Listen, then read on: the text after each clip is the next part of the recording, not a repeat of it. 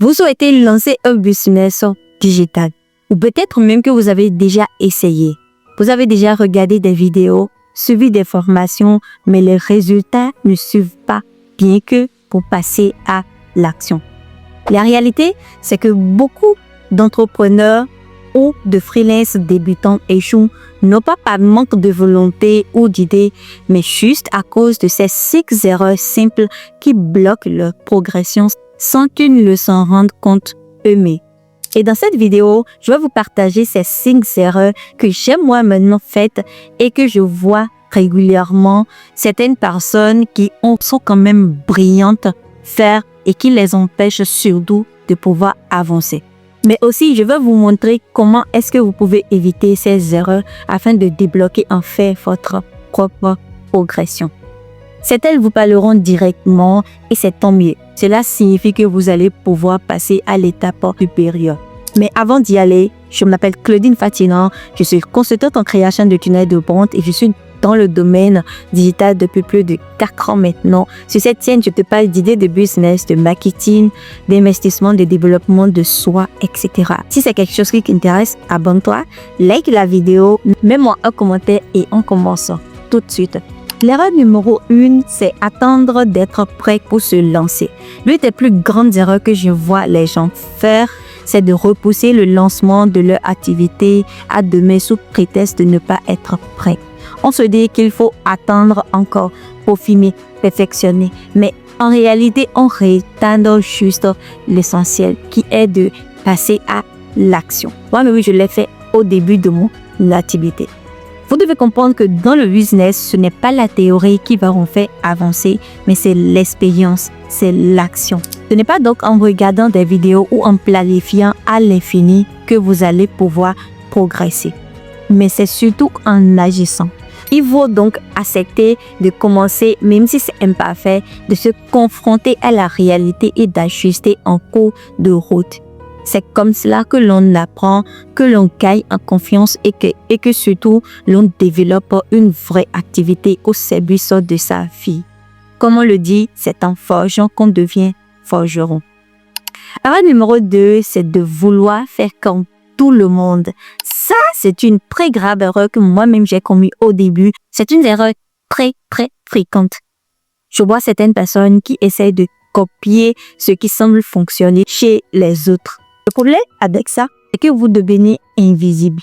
Parce que à force de vouloir ressembler à tout le monde, vous finirez par perdre ce qui vous rend vraiment unique. Aujourd'hui, les gens cherchent de l'authenticité. Ils veulent travailler avec quelqu'un en qui ils se reconnaissent. Votre histoire, votre ton, votre personnalité, c'est cela donc qui fera la différence. Ne cherchez pas à vous coller un moule. Affirmez votre positionnement, affirmez qui vous êtes, soyez clair sur votre message et vous verrez que cela va attirer naturellement les bonnes personnes. L'objectif, c'est pas d'attirer tout le monde, mais d'attirer le type de clients ou de personnes à qui on peut s'adresser, qui va nous permettre surtout de pouvoir développer notre activité. Erreur numéro 3, c'est se disperser sur trop de plateformes ou sur trop de compétences. On entend souvent « soyez présent partout ». Et résultat, vous allez ouvrir 5 comptes sur 5 plateformes différentes et vous allez finir par ne maîtriser aucune. Ce que vous devez comprendre, c'est que la clé, surtout au début d'une activité, c'est de se concentrer sur une seule plateforme. C'est de concentrer votre énergie sur une seule chose à faire. Choisissez celui donc où votre audience est active et ensuite devenez bon dessus. Je parle là des plateformes. Une fois que vous avez des résultats sur cette plateforme, vous pourrez maintenant élargir vos horizons sur d'autres plateformes. Mais commencez par construire quelque chose de solide dans un endroit précis avant de penser à diversifier. Et cela vaut d'ailleurs pour votre compétence de base. Vous ne devez pas chercher à faire tout à la fois, mais de choisir une seule compétence qui va vous permettre de pouvoir développer votre activité, une compétence de base. Erreur numéro 4, c'est de négliger l'audience et surtout la vente. Beaucoup de personnes passent des semaines à créer un produit sans jamais en parler à leur audience. Ou pire, sans même avoir d'audience. Créer sans vendre, c'est comme construire un magasin dans une rue vide. Le bon réflexe serait d'inverser la logique. C'est-à-dire que quoi? Vous allez construire d'abord une audience en apportant de la valeur. Vous allez écouter leurs besoins et ensuite, vous allez leur proposer des solutions adaptées et ensuite tester rapidement votre offre, même avec un petit groupe d'audience que vous avez sur les réseaux sociaux. Avec cela, vous apprendrez bien plus que seul dans votre coin à essayer et peaufiner des choses. Ce n'est pas pour rien que vous allez souvent voir des personnes faire du but en public. Ça les aide surtout à tester le produit et à ajuster en fonction des besoins du marché et surtout ça fait beaucoup vendre parce que les clients se sont impliqués dans le processus.